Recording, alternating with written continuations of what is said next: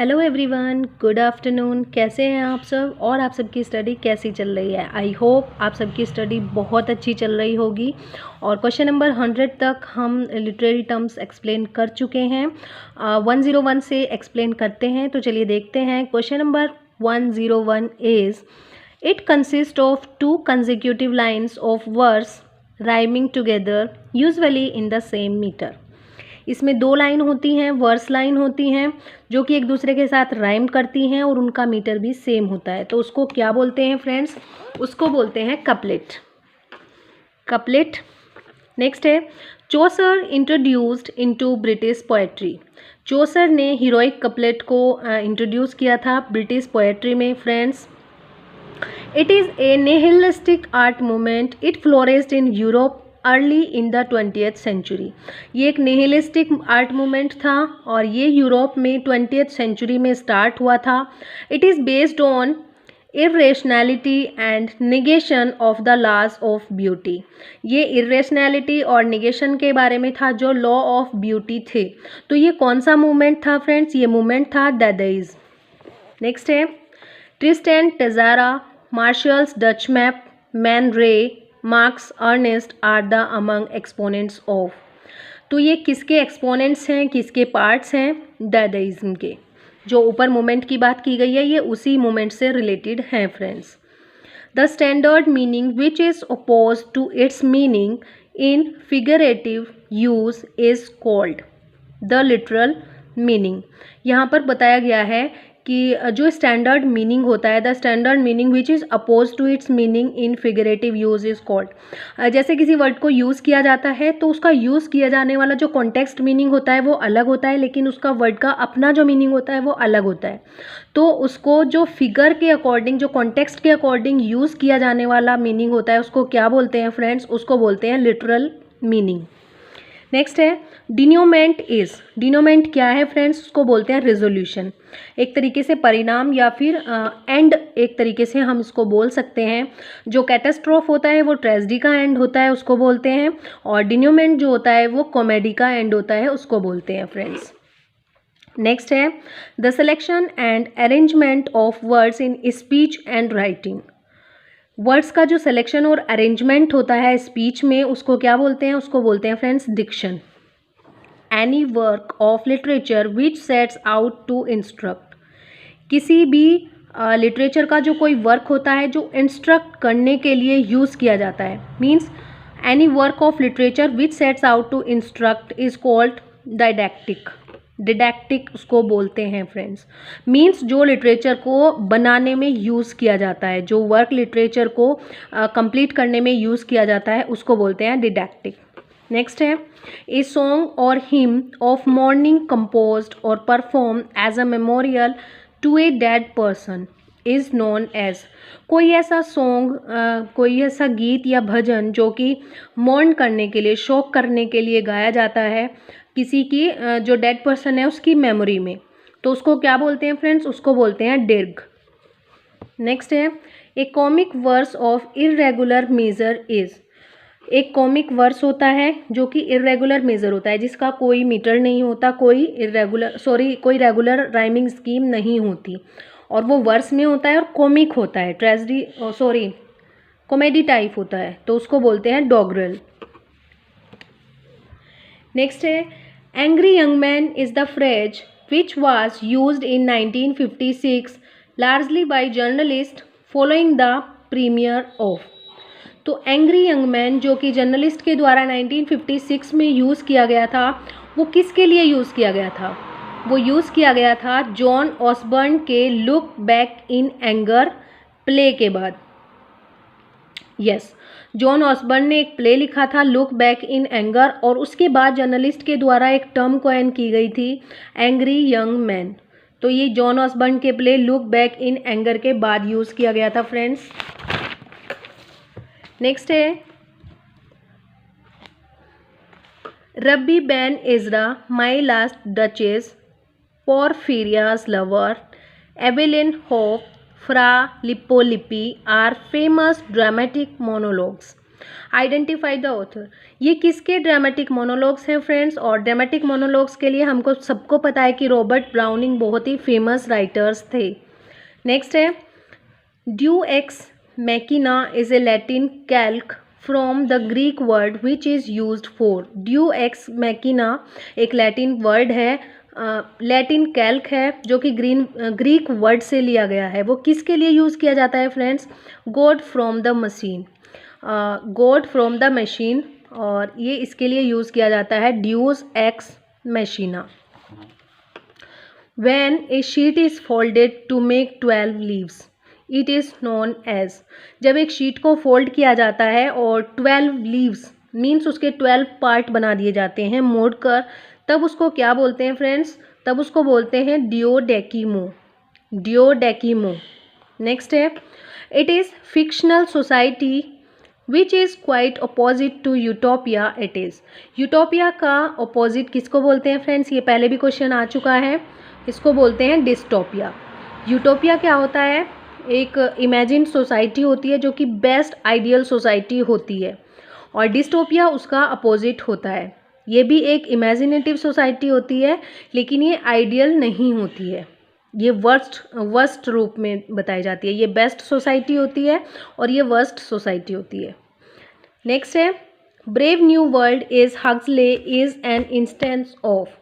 Huxley द्वारा जो brave new world लिखा गया है ये किसका एग्जाम्पल है? तो ये एग्जाम्पल है डिस्टोपियन फिक्शन का। ये डिस्टोपियन फिक्शन का ही एक एग्जाम्पल है friends. A short descriptive poem of rural और पेस्टरल लाइफ। एक ऐसी पोएम जो कि रूरल और पेस्टरल लाइफ को दिखाती है और शॉर्ट में होती है, छोटी होती है, तब उसको बोलते हैं फ्रेंड्स एक्लॉग। नेक्स्ट है which kind of poetry has something of ubi sunt motif. The formula of where are they for lamenting the past. तो इसको क्या बोलते हैं? Which kind of poetry has something of ubi sunt motif. इसका formula होता है where are दे। जब हम पास्ट को लेमेंट कर रहे होते हैं, उसके लिए शोक कर रहे होते हैं, जब कोई दूर चला जाता है तो हम उसके लिए शोक कर रहे होते हैं और बोलते हैं वेयर आर दे, वे कहाँ हैं। पास्ट के लिए हम लेमेंट कर रहे होते हैं, मॉर्न कर रहे होते हैं, तो वो उसके उस टाइम पर जो पोएट्री लिखी जाती है उसको बोलते हैं एलेजी। नेक्स्ट है Lycidas, Thyrsis and Adonais are. तो लिसिडस, थायरेसिस और एडोनिस क्या हैं? तो ये हैं फ्रेंड्स पेस्टरल एलेजीज। नेक्स्ट है Spenser's Astrophel is written on the death of. Spenser की जो एस्ट्रोफिल है वो किसकी डेथ पर लिखी गई है फ्रेंड्स? तो ये लिखी गई है फिलिप सिडनी की डेथ पर। Next question is understanding and entering into another's feeling is known as. किसी दूसरे की फीलिंग को अंडरस्टैंड करना और उन्हें अपने जैसे समझना, उसको क्या बोलते हैं फ्रेंड्स? उसको बोलते हैं एम्पैथी। नेक्स्ट है this term is used for the continuation of the sense and grammatical construction from one line to the poem to the next line. It is ये इसमें पूछा गया है कि ये एक टर्म है जो कि कंटिन्यू रहती है, सेंस को कंटिन्यू करती है और ग्रामेटिकल कंस्ट्रक्शन भी बिना पॉज के, बिना फुल स्टॉप के आगे बढ़ती है और नेक्स्ट लाइन में भी उसी को कंटिन्यू करती है, तो उसको बोलते हैं friends एंजैम्पमेंट। I prefer to divide epic into primary epic and secondary epic, the adjectives being purely chronological and implying no judgments of values. The secondary here means not the second rate but what comes later and grows out of the primary. Who divided the epic into primary epic and secondary epic?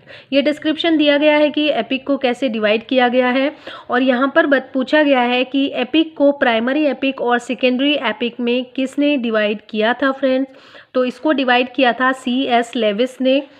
Next है secondary epic is known as. Secondary epic को किस दूसरे नाम से जाना जाता है? तो दूसरे नाम से लिटरेरी एपिक के नाम से जाना जाता है फ्रेंड्स। नेक्स्ट है a quotation at the beginning of some piece of writing is. किसी भी राइटिंग से, किसी भी वर्क से पहले जो कोटेशन दी जाती है उसको क्या बोलते हैं फ्रेंड्स? उसको बोलते हैं एपिग्राफ। नेक्स्ट है this is true liberty when free born man having to advise the public may speak free which he who can and will deserves high praise who neither can nor will may hold this peace, his peace. What can be juster in a state than this? This is the quotation translation on the title page of Areopagitica. ये Areopagitica की एक quotation दी गई है friends. A speech of Mr. John Milton for the liberty of unlicensed printing to the Parliament of England, जो कि उनका एक speech था पार्लियामेंट ऑफ इंग्लैंड के लिए, अनलाइसेंस प्रिंटिंग के लिए, प्रिंटिंग प्रेस की लिबर्टी के लिए, इंडिपेंडेंस के लिए. This quotation is from Euripides ancient Greek play the suppliants. ये सप्लायंट से ली गई है friends. Also called the suppliant maidens or the suppliant women. By which literary term is the quotation known. ये इस तरीके से किसी भी वर्क से पहले जो कोटेशन दी जाती है उसको क्या कहा जाता है फ्रेंड्स. ये हमने अभी पढ़ा था एपिग्राफ, तो ये एक एपिग्राफ का ही रूप है friends. It is A short speech which is addressed directly to the audience by an actor at the end of the play. Play के एंड में जो एक्टर होते हैं उनके द्वारा ऑडियंस को डायरेक्टली एड्रेस किया जाता है, तो उसको क्या बोलते हैं फ्रेंड्स. उसको बोलते हैं एपिलोग. एपिलोग बोलते हैं फ्रेंड्स उसको. Next question is it is an experience of a sudden and striking realisation in Christianity. It refers to a realisation that Christ is son of the God. It reveals the manifestation of God's presence. Western churches celebrate the visit of the Magi as revelation of the incarnation of infant Christ. They celebrate it on January 6. It is जनवरी 6 को जो celebration किया जाता है और incarnation of infant Christ के जो आने के अवसर पर, और वो बोलते हैं कि यहाँ पर भगवान की जो प्रेजेंस है उसको मैनिफेस्ट किया जाता है और ये रियलाइजेशन होता है कि जो क्राइस्ट हैं वो सन ऑफ गॉड हैं. तो 6 जनवरी को जो भी त्यौहार मनाया जाता है क्रिश्चियंस के द्वारा उसको क्या बोलते हैं फ्रेंड्स. उसको बोलते हैं एपिफेनी. नेक्स्ट है a song or poem in honour of a marriage is known as epithalamium. तो उसको बोलते हैं एपिथेलेमियम, जो किसी मैरिज के सम्मान में सॉन्ग गाया जाता है. An inscription on a tombstone or monument in memory of the person buried is known as epitaph. While an adjective or phrase which express a quality or attribute is regarded as characteristics of a person or thing mentioned. यहाँ पर बताया गया है कि किसी के monument या टॉम्बस्टोन पर जो वर्ड्स लिखे जाते हैं उनकी मेमोरी में, उनको बोलते हैं एपिटैफ. लेकिन जब किसी की कोई विशेषता बताई जाती है, एक एडजेक्टिव यूज़ किया जाता है उनके उसके एट्रीब्यूट को बताने के लिए, क्वालिटीज़ को बताने के लिए, उसको क्या बोलते हैं. उसको बोलते हैं फ्रेंड्स एपिथेट. दोनों सेम हैं, इसमें कन्फ्यूज़न नहीं होना है. ये होता है एपिटैफ और ये होता है एपिथेट. नेक्स्ट है the word essay has been taken from a French word essai. What does it mean. इसका मतलब क्या होता है. इसका मतलब होता है अटेम्प्ट, प्रयास करना. Who coined the term acai. Acai जो टर्म है वो किसने कॉइन की है फ्रेंड्स. ये टर्म की है ये कॉइन की है मोंटैग्ने ने, और मोंटैग्ने को ही फादर ऑफ एसेज बोला जाता है और फादर ऑफ इंग्लिश एसेज बोला जाता है. किसको बोला जाता है आप सब बताएंगे कि फादर ऑफ इंग्लिश एसेज किसको बोला जाता है. ये क्वेश्चन आपके लिए है फ्रेंड्स. फादर ऑफ एसेज मोंटैग्ने को बोला जाता है, लेकिन फादर ऑफ इंग्लिश एसेज किसको बोला जाता है ये आप कमेंट बॉक्स में बताएंगे. Euphuism is an elegant Elizabethan literary style. It is marked by excessive use of balance, antithesis and alliteration, and by frequent use of similes drawn from mythology and nature. It is also used to denote artificial elegance. It was derived from the name of a character in the prose romances Euphues, The Anatomy of Wit 1578 and Euphues and His England 1580 by the English author. जो यूफिज्म जो एक term है ये Elizabethan literary style है और इसमें excessive use किया जाता है एंटीथेसिस का, एलिट्रेशन का और सिमिलीज का. तो यहाँ पर ये जो टर्म है ये कहाँ से ली गई है. ये ली गई है यूफियस द एनाटमी ऑफ विट से और यूफियस एंड हिज इंग्लैंड से. तो ये जो दोनों वर्क हैं ये किसके हैं फ्रेंड्स. ये वर्क हैं जॉन लिली के. नेक्स्ट है a comedy characterised by broad satire and improbable situations. तो एक ऐसी कॉमेडी जो कि एक ब्रॉड सटायर के रूप में, व्यंग्यात्मक रूप में बताई जाती है, दिखाई जाती है। एंड इम्प्रॉबेबल सिचुएशन, और ऐसी सिचुएशंस को दिखाया जाता है जो कि प्रोबेबल नहीं होती है, संभावित नहीं होती हैं, तो उनको बोलते हैं फार्स, जिसको हिंदी में तमाशा या नाटक भी बोल सकते हैं friends. Which novel is often considered a precursor of science fiction. Science fiction का प्रीकर्सर किसको बोल सकते हैं? मैरी शेलीज फ्रैंकेस्टीन और द मॉडर्न प्रोमेथ्यूस। इसको साइंस नॉवल का, साइंस फिक्शन का प्रीकर्सर बोला जा सकता है। Fin de siecle is a French word which means. Fin de siecle जो कि एक फ्रेंच वर्ड है, इसका मीनिंग क्या है? इसका मीनिंग है friends end of a century. So friends, question number 136 तक आज हमने कंप्लीट किया। 137 से नेक्स्ट वीडियो में कंप्लीट करेंगे। तब तक के लिए thank you so much and best of luck for your preparation friends. और लिटरेरी टर्म्स की ये वीडियोस आप लोगों को कैसी लग रही है कमेंट सेक्शन में ज़रूर बताना। Thank you so much.